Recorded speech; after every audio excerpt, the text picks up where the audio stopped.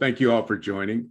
Fred Scott, Director of Sales, and I think we should all investigate to see if there might be a new Zoom feature, because what Katie has, I started to feel it in my throat this morning. So there might be some sort of share feature there with sicknesses that we don't know about. So be careful there.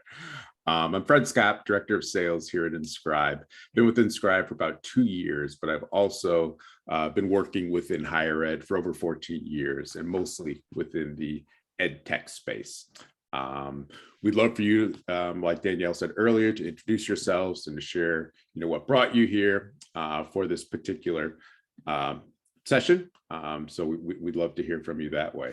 This is part 2 of our series of 4 of webinars that we're having. So I know some of you might have been here for the first particular webinar that we did. So welcome back. For those of you, if this is your first one, welcome.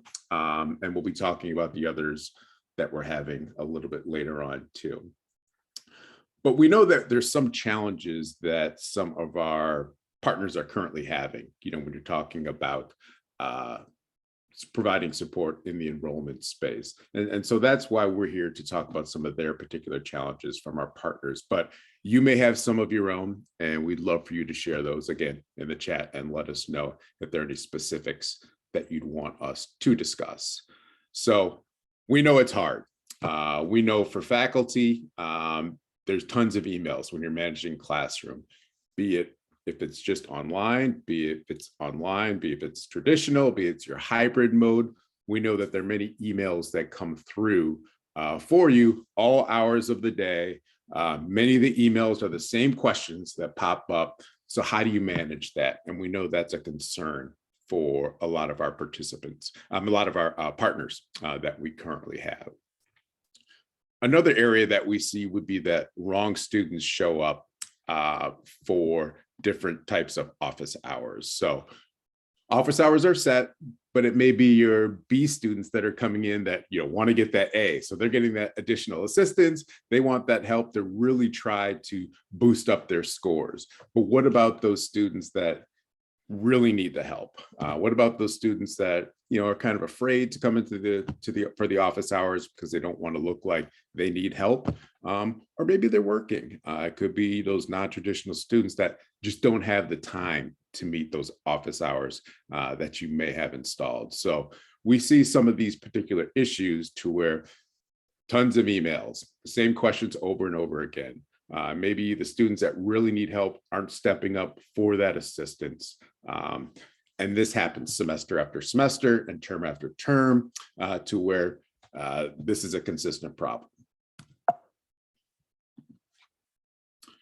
So what do students want? That ability to get that help. So anytime, anywhere. Again, if you're working with non-traditional students, maybe they're working, so they need that help late at night to where you might be getting ready for bed, or you might be feeding your children or having dinner at that point. So they want to try to get that help whenever they can. And sometimes it doesn't align specifically with your schedule as faculty to give them that particular help when they need it.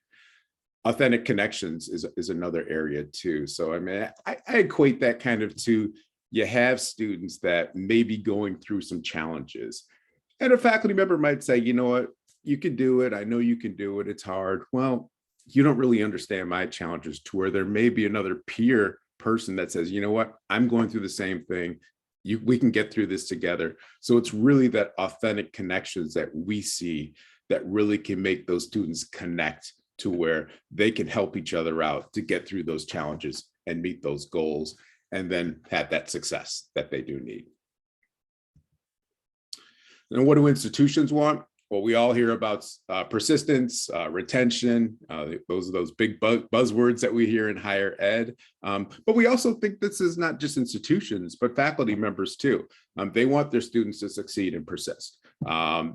Increase student satisfaction. We know a lot of institutions are using the Net Promoter Scores to really measure how well they are enjoying their experience at your institution. And with social media now, I think the student's voice is more amplified and important more than ever. So really trying to increase that student satisfaction so that they're getting what they want when they want, and they're happy with that. Insight into the challenges and questions that students have. So, you're able to really institutions really want to find out, what's going on with the students. What questions do they have? What challenges do they have? And there are really not a lot of good ways besides, any type of surveys that you may want to put out. But we've kind of thought of a different way to gather some of that information, those questions and the challenges. And we'll talk about that as we go along within this presentation. And improve faculty efficiency. So again, like I mentioned, really trying to take that busy work away from your faculty, so they're not answering those same questions over and over again through email, but they're able to really spend the time with those specific individuals that really need that deep help, and that specific help for problems that they may need to persist. So how do we achieve this? Here at Inscribe, what we've looked at are ways to help to upgrade your classroom Q&A. So building a repository of a platform to where you have a repository of questions and answers that can be within a single centralized space. And again, if you have this to where, say this is an algebra class and you have several different sections of algebra throughout your particular institution, now everybody could be in a single space. So a single question that is asked, everybody can see the answer for that particular question. So it's a really good way for everybody to share answers to questions, and they're able to get access to resources across all sorts of sections for your particular institution. Another nice area would be as far as seeing the activity of your learning community. So we think it's important to see who's asking the questions, who is not asking the questions. This could be something to where if you do have something, teacher assistants, and you want to get different teacher assistants for your particular institution, if you're lucky enough to have that, you can really see the students that are answering questions within this particular community. So then they're actually can be promoted to that particular area to where this is a person that we feel that could be a valuable piece and a valuable member to the community to help answer some of the questions that we do have. We've mentioned the shy and busy students, absolutely important, imperative to give them an area to ask their questions and to get answers where they might have, be shy enough or don't feel comfortable enough to raise their hand during those particular classes in person, or if it's online, you just don't feel comfortable asking at that point. This is a great platform for them to do that. And then all this can be rolled over to the next term, so you don't have to redo everything that you've kind of made in this particular solution. I'll pause there for a quick second. Were there any questions, Danielle, so far? I don't see any questions in the chat at this point in time, nor do I see any in the Q&A. So I would just encourage people, we'd love to engage and answer any questions that you have. If you do have a question, please just go ahead and pop it in the chat and we'll make sure we answer them live. Okay, thank you. So Inscribe, we are a virtual community here, that platform that is in place to connect students, and it connects the students so they can answer questions whenever they need it, 24/7. But it's also a way for your faculty to have a way to have everything in a nice, neat repository to where they can go forward and utilize these questions and answers year after year and semester after semester. So it's a really safe place for the students to utilize to get the answers to their questions. And we'll kind of roll through this when I go through the demo. But that's where Inscribe has kind of, and Katie and her team had developed this solution. Hey, Fred, we do have a question in here. So when we talk about traditional,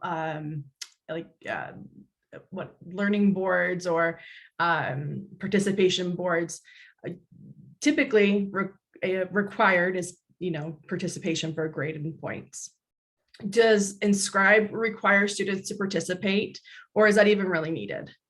No, No, there's no requirements to participate. And we understand with some of the other discussion boards and stuff, you may have to put up a post for your grade.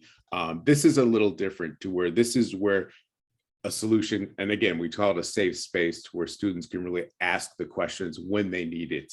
So it's not required. Students can participate however they want. When I go through the demo, you'll see even if students want to ask a question but are kind of afraid to show their identity, they can actually ask it anonymously to where they can mask their identity too. So it's a safe place to where you don't have to post if it's not something you don't want to.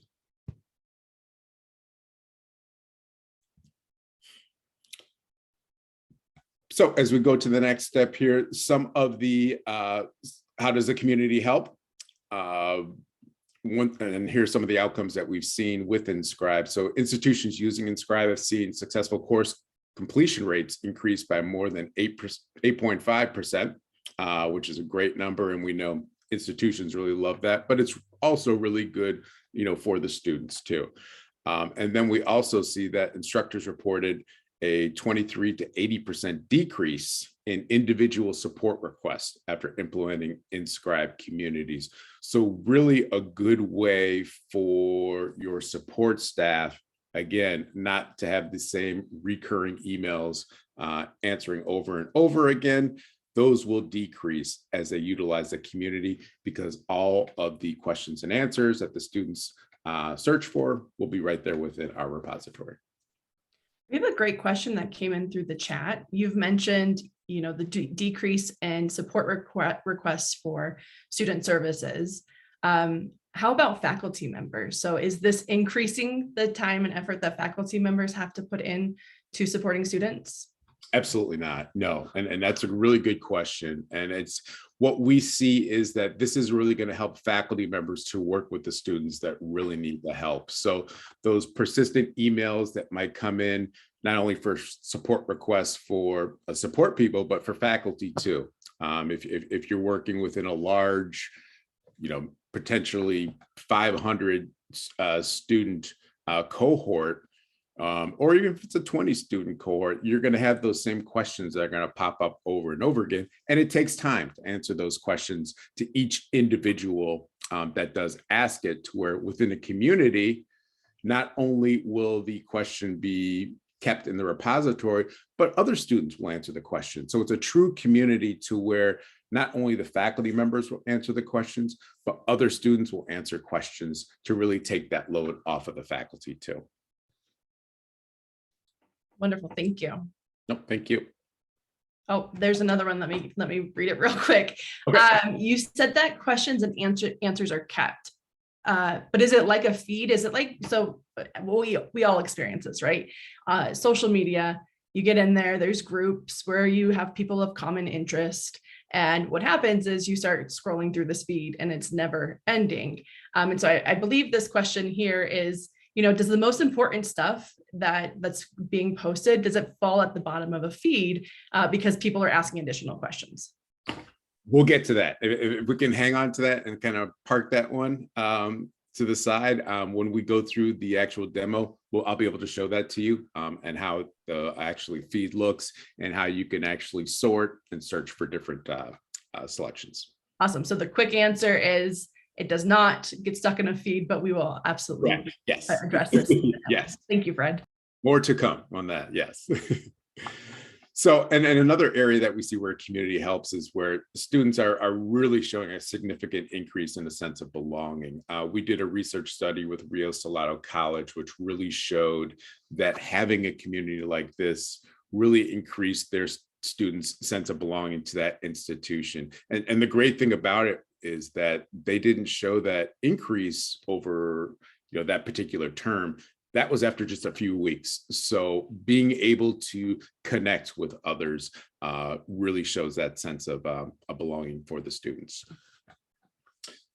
And the majority of students, we see 90% of our students participating in their communities in the majority of our institutions. So there is that engagement feature to where students are really looking to engage. Again, I know the question came up, do they have to? No, they don't have to, but we see a lot of students want to. And when they see other students engaging with other students, that makes them want to join and be a part of it too.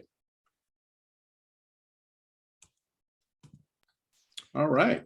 Fred, there is a quick question. Do we have a quantitative number for a sense of belonging? I might lean with Katie on this one. We don't have I'll try and chime in. Thank you. Bear with me, people. The way that the analysis was done is that there wasn't sort of a quantitative % increase in the measure of belonging, but it was a pre and post access survey. We can post the results. Danielle, I don't know if you have that executive summary handy. We can post it in the chat for students who had access to the community. This is the Rio Salado one you're referring to, correct? Correct. Sorry. Okay. Yes, this Yeah, is Rio Salado College. So the survey was pre-access to the community. All the students were asked sort of a measure of their sense of belonging. Then there was a point in time survey done 2 weeks in, I believe. And they could see that those students who had then been participating in the community had a big jump in their sense of belonging, while those that did not stayed flat. And then there was a second survey that was done, and the students who had already established a higher sense of belonging stayed that way. Students who had started to engage in the community later, so not at point 1 survey, but at point 2 survey, achieved the same growth in belonging, but students who hadn't engaged stayed flat. So we'll share those research results in the chat, and you can take a look at the published report and kind of go deeper on what those numbers are and where they came from. Now I'm going to stop talking. Hear everybody. Feel free to chime in when you need to, Katie. Thank you. I appreciate that. So as we jump into the demo, I'm going to show you how it looks within Canvas here, because this is how students will probably be gaining access to the community 90% of the time.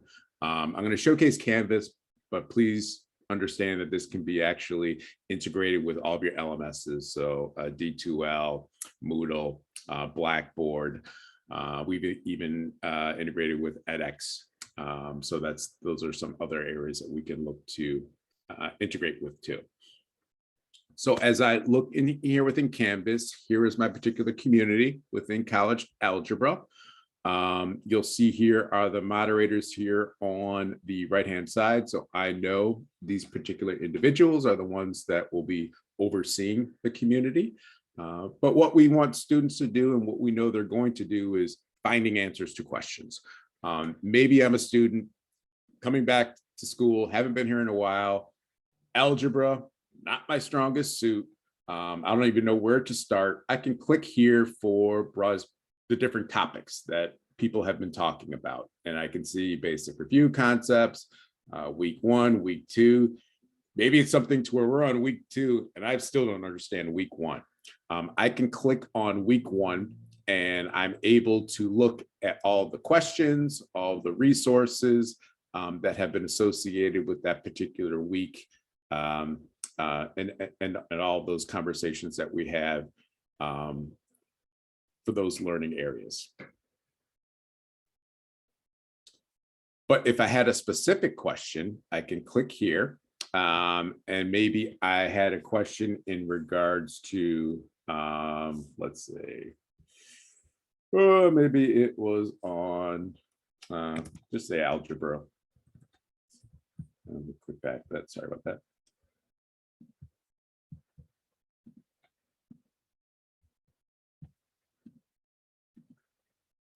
And it was algebra.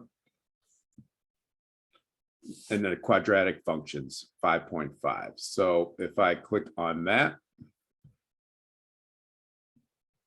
I'll see it in here and it pops outside of the Canvas at this particular point, but you can make it to either open up with inside Canvas or it can pop out. That's your choice on how you can set this up. But I can look at this particular resource that's been set up with these particular functions. I can read about it. If it answers all of my questions, you can see it's quite lengthy. Great. And if not, I can definitely ask another question. You'll see somebody already did ask a question, based on that.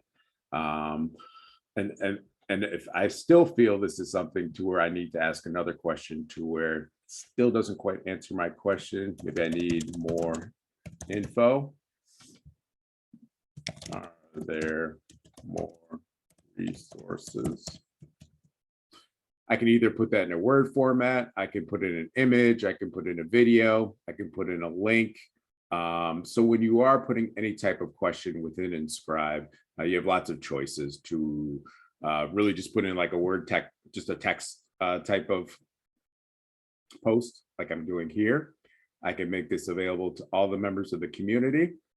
I can make it anonymous. So again, as we talked about, some of the shy students or people that don't want to be seen as asking that question, they can make it anonymous.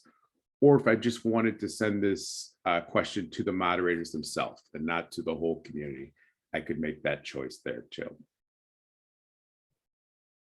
And I can post it. And there's the posting there. So that's one easy way to go ahead and ask questions. I'm going to go back right inside of Canvas just so you can kind of take a look here at what we have. But if I did want to ask a particular question and I didn't search for one, even if I look up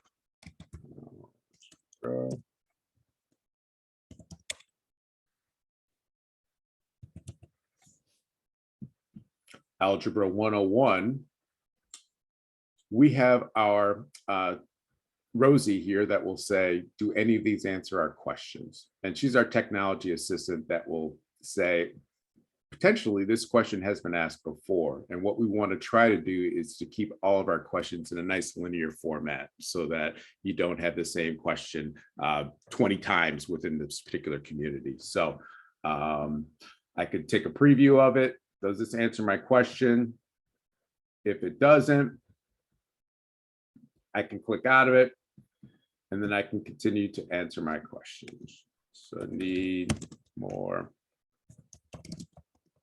Hey, Fred, since we're here in the editor, we had a question come into the chat, and it's how do you handle coding type classes or high level math classes? So in this editor, are you only putting in text, or are students only putting in text and images?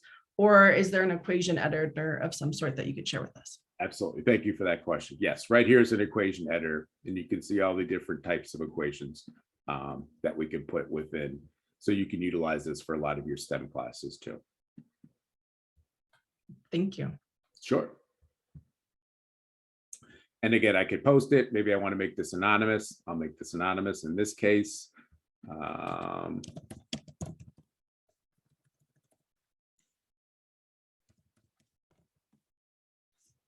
Spell and type. There we go. And post it. So here are the two questions that I did ask. You can see they're in the community. You'll see over here my conversations. I've started 2 questions. I've participated in 0. I'm following 2. But I'm able to see the whole community right here, right within Canvas, of all the questions and answers. I know one of the questions was, is it, how are we able to see it? Or is it just going to be kind of like a quick download? Are we going to have to see everything? Will we be able to see everything all at once? You can really make this to where you can see the latest rise to the top or the most popular rise to the top. So you're able to kind of filter it that way for all the questions within the community. Again, you'll have that search function too. So if you had a specific question, you can search and find out where those specific research sources are there. Or you can click here just to see your particular question. So if all you're interested in were your questions, you can look at those that are listed here. And these are the ones that I did ask, the 2 that I did ask today. You can see the one that's anonymous. Plus, here's one that I was following. So I had great interest in learning, all right, what is the answer to this question?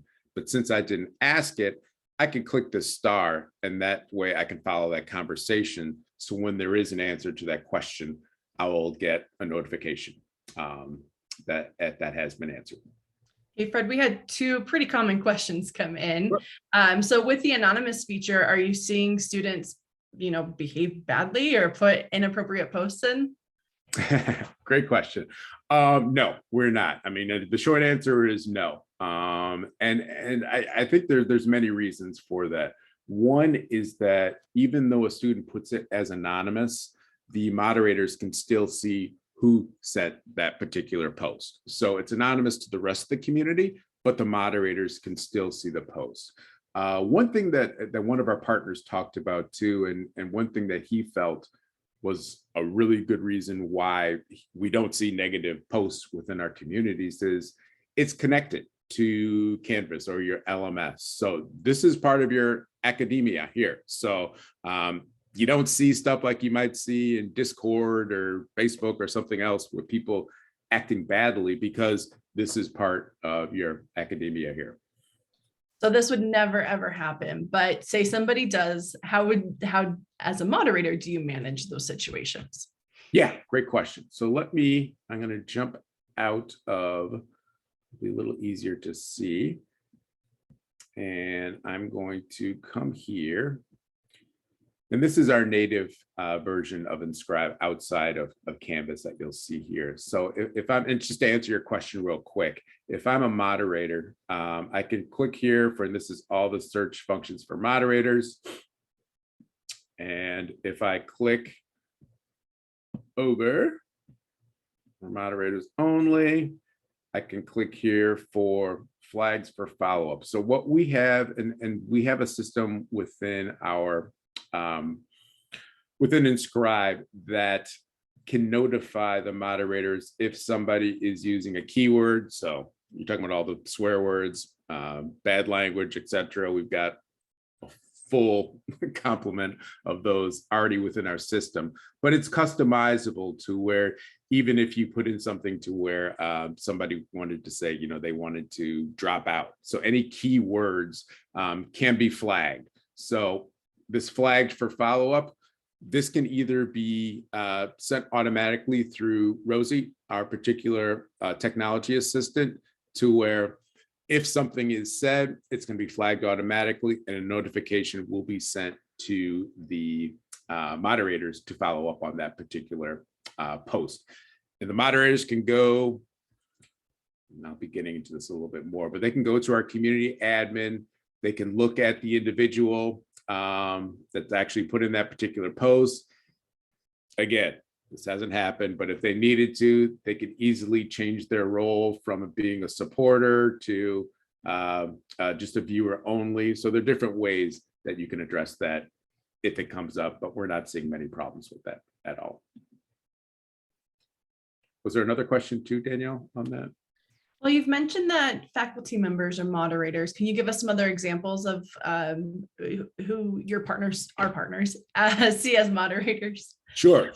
We see faculty members as moderators. We also see, again, if you're fortunate enough to have teacher assistants at your institution, we see those a lot be moderators.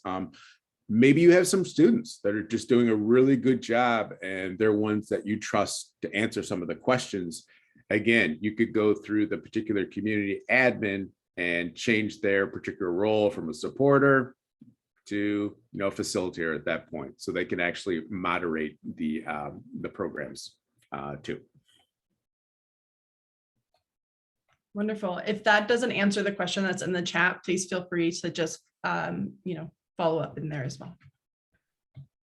Great. So that's the students, and that's how it looks for students inside of Inscribe. I'm going to go back to here to show you some more of the functions that we have for moderators, and just kind of how it looks outside of Canvas too. So we talked a little bit about posting as far as asking questions, and we talked about searching for them. Another feature, and this is for moderators, that they can do is to where they can actually post resources. So we know that lots of faculty members will have certain resources that they know can be helpful for their students throughout their learning during that particular semester or that particular term. So they can actually come here and create resources. So if they wanted to build a new resource, very easy to do. Again, they can create it by putting an image. Check my spelling, Danielle, make sure I don't miss any things here. They can put in an image, they can put in a video, a link, and again, if they want to put some equations, an embedded URL, they can do all of that. When they start making a resource, it's always going to be a draft, but when they're ready to publish it, they can come through here, publish, and then click save. Oops.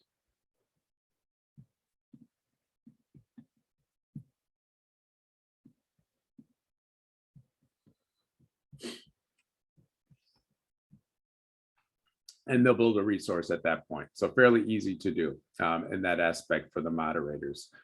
Some other areas that are the moderators easy for them to do. So if they want to come through, and again, if they wanted to look at the flags for follow-up, maybe a moderator has not given a response. So students maybe have responded to an actual post, but the moderator hasn't. They can go ahead and click on that and look at all the individual responses for that. So that's an easy way for them to go through. Now, one thing that we see sometimes moderators and faculty like to do is to maybe not have the tiles. I mean, I like the tiles here because I don't have that much to go through, but if you have a ton of different types of posts to go through, you can put up a reading pane. So the reading pane makes it really easy for you to look at the ones and just to knock out the answers to those particular questions one by one. Hey, Fred, I don't want to derail us here, but there is a question in the chat. It's in regards to being an online student. Do we have the ability to integrate maps where other students can see where their peers are located? So if I'm here in Denver, is there the ability for me to know that, hey, I have this other good friend, Stephanie, who's an attendee member today? Can I also find out that she's in the Denver area so that we could meet up and, do tutoring sessions or support groups of some sort? Yeah, a couple different ways. I mean, we have a topic here we call Meet Your Classmates. So if they wanted to click on here to find out a little bit about, some of their classmates, and you'll see some of the specific things people have said, greetings from Denver, excited for this semester that we have listed here. Or if they wanted to just start up, right within the particular community and just search, and just put in maybe Denver, Colorado, or anyone from Chicago. Unfortunately, not anybody from Chicago. So maybe I would start a particular post in that case too. But even though I search and I find Denver and people from Denver, we have somebody here from Denver. There she is. There's Katie. She's coming back to school here. And you can see that we already have people responding to Katie, and you'll get a nice long conversation thread, to where everybody can kind of connect that way and feel a little bit more comfortable. So that's one way you can do it, to kind of map it out. I guess that would to answer that question as far as mapping. You could do that search function, or like I said, we do have this area within the topics here to meet your classmates. So we could build up a topic for you to where you can meet your classmates, and then everybody knows they can go to that topic area and find out, if there is somebody from Chicago, and they don't have to actually put in the search, and they can see everybody that's looking to meet everybody right there. Wonderful. Thank you. Sure. All right. And one other area I wanted to show within this particular community would be, it's fairly new that we have, and it's our live event community. And you'll see this here on the homepage, that there's a live event in progress. We can click here to join more information. So if I click on that, you can see that we have an office hours week 3 review that's already in session right now, and it's been going since 10 a.m. my time here. So within this, they were going to answer questions from week 3. And the nice thing about it is this can be posted ahead of time, and actually students can actually say, hey, during this session, I would like to learn more about quadratic functions, or back to week 1, I missed this particular area. So they can put in different types of comments. So before this actual session happens, the moderator, whoever's doing this particular session, will have an understanding of the needs of their students in that aspect. They can join this live session here, and just to show you how it's built, you can put in the start date, start time, the duration. You can put in your meeting link. So this is any Zoom or GoToMeeting or Microsoft Teams, whatever you use, you put in that link here so students can actually get to it live from Inscribe. And another nice area here too is that even though after they finish that particular live session, you can put in the recording too. So when it's done, put in the recording, but students can still watch the recording and ask questions and answers. So this could be great for any type of events that you have going on within the classroom, guest speakers or whatever it may be, to where they can still access even after the fact. The next 2 areas I wanted to show, I know we have a little time left. So I wanted to show notification settings. So I've talked a little bit about how students will be notified, or moderators will be notified if something goes wrong. We can set up a default for your particular community to where either everybody's emailed right away, a daily digest, or don't email me at all. So we can put in a default function to where all that information will be put into place for all of your community members. But each community member can go in and really decide how they want to be notified, based on their particular needs and based on these particular functions right here. We also have a new mobile app that's come out too. So the mobile app, you'll be able to get notifications right on your phone too, which will be really helpful for the students, because we know they're on the phones a lot, but also for your faculty and other moderators too, to where they can get access to when they need it. Fred, I'm going to stop you right there. Okay. So you've mentioned integrating into the LMS. You've shown the standalone option, and now you've mentioned mobile. When a institution implements the Inscribe product, are they using all 3 of those different platforms, or is it customized to their needs? It's customized to their needs. So we usually see institutions want to put it in their LMS. I mean, we see that's usually an area that we want to be where the students are. We know the students are in their LMS. But if they don't want to, that's their choice. I mean, it's not something that they have to do. Mobile, again, that's something that is optional for your institution if you want to put in the mobile for that. If you wanted to use everything just out of our native app, you could do that too. So that's not a problem. Thank you. Sure.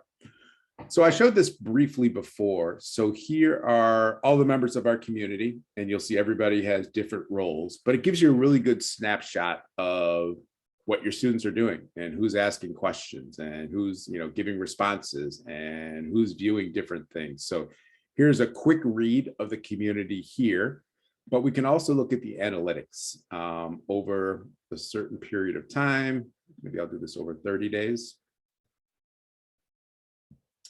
And we're able to see with this how many members visit each day. Of course, in this demo, we don't have as many as you would have in your particular communities. You can see who the top contributors are and what are they contributing. This could be very helpful, again, when we're talking about, when I talked in the beginning about, what are the students asking for? What are some of the challenges that they're going through? Well, you can really find that out from some of the conversations. Maybe there's a lot of conversations about the syllabus to where they didn't understand a piece of the syllabus. You'll see that within the conversations to where, hey, maybe we need to change that syllabus language a little bit so it's a little bit more clear for the students. Maybe the resources we have, we think that this will be an extremely good resource and we'll get a lot of views on it. Well, maybe we didn't. So maybe we need to kick that out for the next term or the next semester. So it's a really good way to kind of figure out how you want to continue with the particular community and to make it better year after year. Is this moderator only access, or, what type of member within a Yeah, community great, has great. access? to Thank you, this? Danielle. Yeah, this is just for the moderators that can see all this information here. So this is not something for the students, only for the moderators to see. Thank you, Danielle. Yeah, and we have to give all the credit to Stephanie. So thank you, Stephanie, for asking that. Thank you, question. Stephanie. And then everything can be exported too. I mean, we have some of our partners right now that want to export some of this data because they want to find out the times that actually students are actually looking for help. And one of our partners, Kenzie Academy, they want to really detail, all right, what times of the day are students really looking for that support? And that helps them as far as developing and increasing like when they may need to put in more resources on certain times and certain days of the week too, and certain times of the semester. All right. Any other questions? No questions at this time. Okay. I promise I'll just interrupt. I know you will. That's for sure. Katie, anything else you want to add or? Sorry, I've kept myself muted. No, I don't think so. Okay. We covered a lot of the important features. Okay. And as I go back to, and just to give you another quick look here to the community, when you look at this just from, and this is great for moderators, when you're looking at your homepage, you can see the eyeballs. So this particular post here, 27 people have looked at it. It's been answered once. In this case, I followed it since I'm part of it, but it also has a green shield. And the green shield means that a student gave an answer to a question. Let me open it up. But it was such a great answer that it was endorsed by the moderator, Ana Hernandez, that said, Katie really nailed that question. This is a great answer to that particular question. So that's another nice little kind of feature that you can look at right away just from the homepage. One other area I didn't talk about, but that you can have within your communities would be channels. And this is, again, this is optional. This is something we see usually with larger communities. And in this case, we have this college algebra community.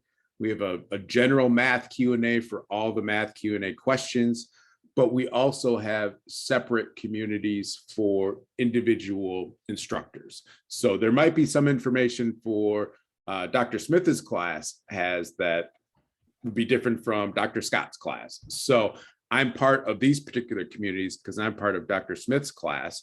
So I'm able to access that and see that specific information for that particular class. But again, this is something that is optional. We don't have to have, but it can kind of give sub-communities within your particular larger community.